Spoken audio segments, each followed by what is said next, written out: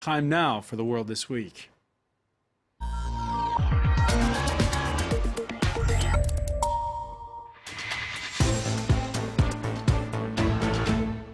Yes, it's the world this week, 7 days, 4 Paris-based correspondents, 1 hour with us. Cynthia Cardoso of sister station Radio France International's Brazilian service.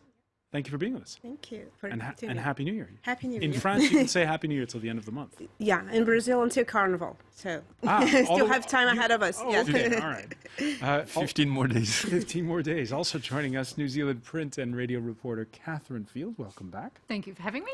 And Judah Grunstein of World Politics Review, which you can find at worldpoliticsreview.com. Okay, and Ziad Liman, who cracks the whip at Afrique Magazine. Thank you. Thank you for blessing us with your presence. The World This Week, where you can join the conversation on Facebook and Twitter, our hashtag F24Debate. We start with the death of King Abdullah, who ruled for nearly 2 decades over the world's leading oil producer, Saudi Arabia, a nation home to Islam's holiest sites. The king is dead. Long live the new king, but for how long? His succession ensured by his brother, Prince Salman, aged 79, described by the Washington Post as, quote, reportedly in poor health and suffering from dementia, end quote. Hence this headline from the Daily Beast, Saudi king dies and the world shudders. Judah Grunstein, should the world shudder? Shudder, I don't know, but certainly be a little concerned. There's certainly going to be a certain amount of continuity in the short term. But again, given the age of this sort of first-tier successors to the throne, and the difficulty in sort of arbitrating who in the next generation of in the line of succession. I was going to say it started to get a little bit wonky earlier in the day when we were crowding around the people from the Arab desk to explain to us who the deputy crown prince was, because he's not from that second generation. He's the last son of the grandfather. Right. Because it goes from the eldest brother to the younger brother, so there are like 12 of them, 13 of them, so there's 2 left. And it goes through that generation before it gets to the next one. The problem being obviously that the younger generation is probably a little anxious to get to the wheel, get their hands on the wheel, and at the same time, the entire process of succession is somewhat opaque and not necessarily formally written down anywhere. So it does depend a little bit on the kind of arm wrestling matches that go on behind the scenes. The question, the area where the point of concern is that this all takes place at an incredibly unstable and uncertain time in the region. In terms of Yemen next door, Syria, Lebanon potentially, Iraq, and so you have this sort of proxy war between Saudi Arabia and Iran that's been going on for several years now, and the hostility for much longer. And the question is, will the succession be able to stabilize Saudi Arabia to at least keep the status quo for now, with the idea of perhaps well, it certainly will when you see this accommodation. deputy crown prince, who, by the way, is the interior minister now. He's 55 years old. Yeah, that would be the kind of person. I mean, if you look at the Western world at this point, pretty much all of the leaders of the Western world, all of the countries of the Western world have made this generational transition to 50-year-old presidents. So clearly, that generation is a little more in tune and a little more in touch with what's going on now, and might even be a little more open to thinking creatively and in new ways about how to make accommodations in the region. But for now, again, the question is the stability of the transition in the short term, and then the longer term implications in terms of the regional dynamics. Ziad Liman?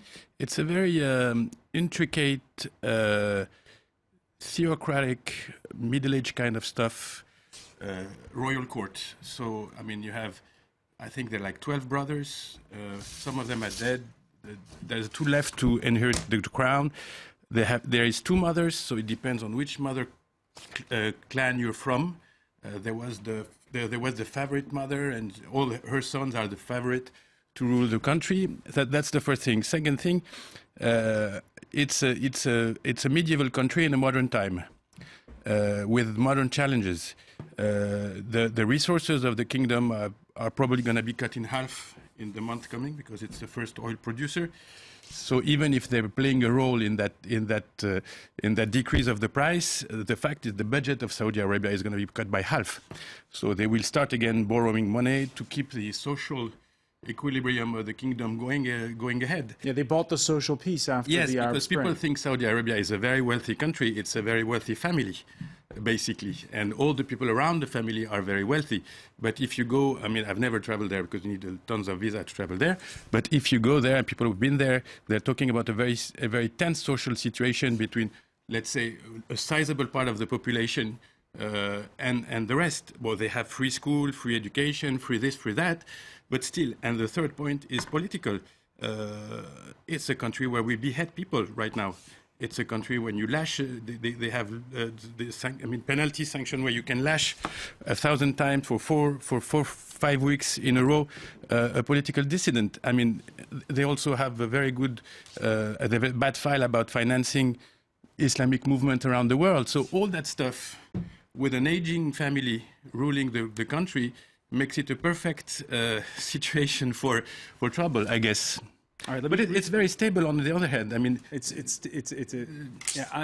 me read to you, Cynthia, a comment from a viewer, Tariq, on Facebook. I hope women will be allowed to drive, basic human rights restored, maybe in a blue moon. A dictator dead, now a new one will take place. Out with the old, in with the new. Well, that's a question regarding women, for instance. They said that King Abdullah was not a moderate in terms of Saudi Arabian terms, of course. And for instance, I read that now not the religious police, but the regular police arrest women for driving, and that is considered a step ahead. So that's to say that situation for women is still very difficult in Saudi Arabia, and of course, we know that they might be, worried about their image abroad, but not that worried to make changes, especially for women, I guess. Exactly. Let's not forget, it was, 1 week ago where there was a Burmese woman beheaded in the street publicly, and the police officer that recorded it has since been arrested. This is a country where 10 people have been beheaded this week. Let's not go too far in saying that King Abdullah was a moderate. I'm sorry, but when you set up one university in a country of 28 million that allows men and women to study alongside, that isn't, in my view, moderate. And yet the British Prime Minister goes Saturday, the French President will go Monday. Oil speaks. Real politics. I mean, there's no way you can go around that. The thing is, when we ask this family to change, because we're talking about a family here, again, I mean, it's a very specific kind of regime where a family has been ruling, and also they have created a brand of Islam, the Wahhabism. I mean, this goes hand by hand. But it's impossible to ask these people to change, because if they change, the whole thing goes down.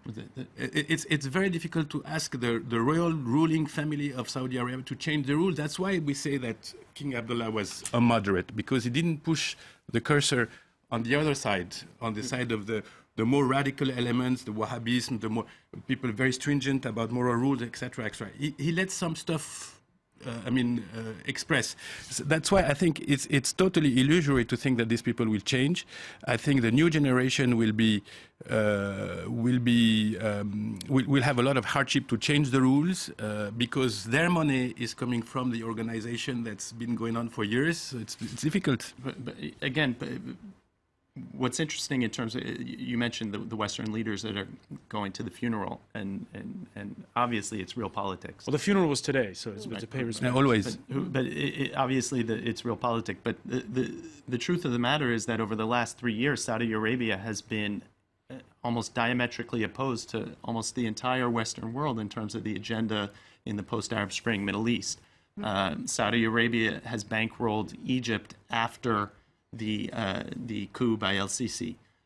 Saudi Arabia pushed a much harder line against Iran than the United States wished. Saudi Arabia was financing some of the less moderate or more extremist rebels in Syria against the wishes of the United States. Saudi Arabia militarily rolled back the democratic movement in Bahrain. So and it was a bit strange this Friday to hear words of praise for the deceased king from Israel's former president Shimon Peres. Well, that's again among these ironies. So you have the Western leaders who have gone to the funeral because of realpolitik, even though Saudi Arabia has essentially opposed their agenda.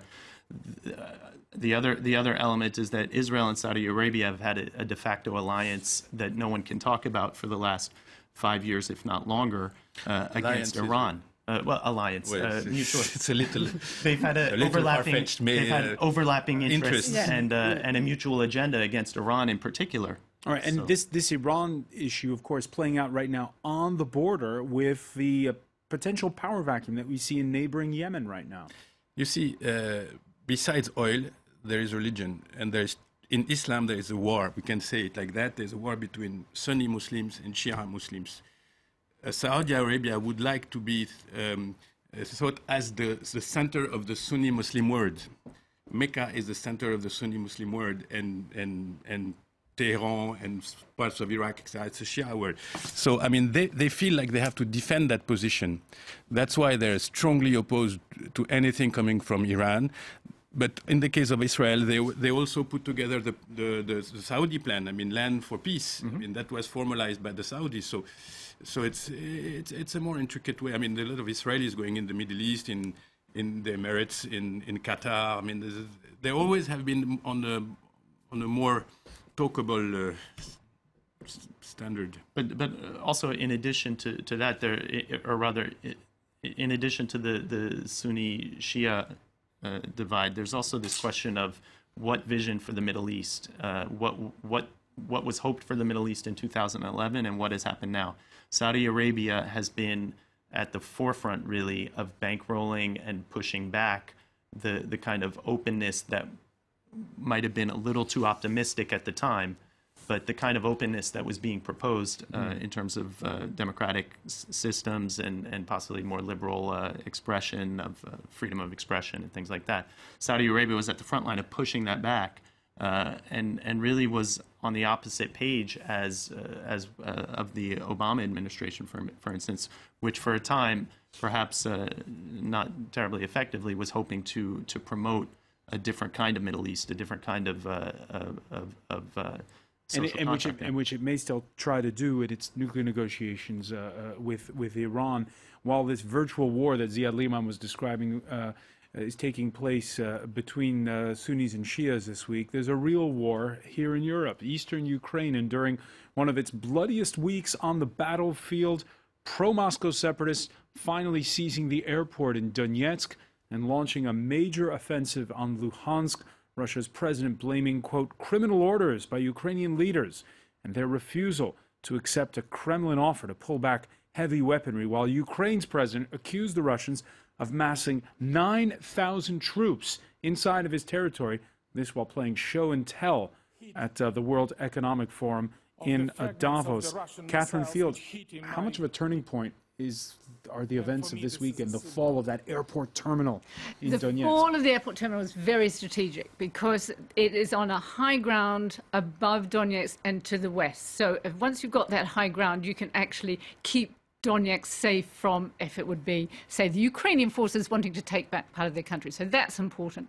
It's also important because this week we saw the 4 foreign ministers. We saw the German, French, Russian and Ukrainian foreign ministers meet in Berlin. And there, just a day before, they agreed to stick to the Minsk agreement on the just no more fighting, essentially, and to respect the demarcation lines. That has gone by the wayside. I think now we actually, as you rightly said, there is war in Europe. We've been talking around this table, I don't know how long for, saying it's got to change, it's got to change. There is nothing changing. And not only is there nothing changing, but we're seeing the new head of NATO saying he wants to sit down with the authorities in Moscow.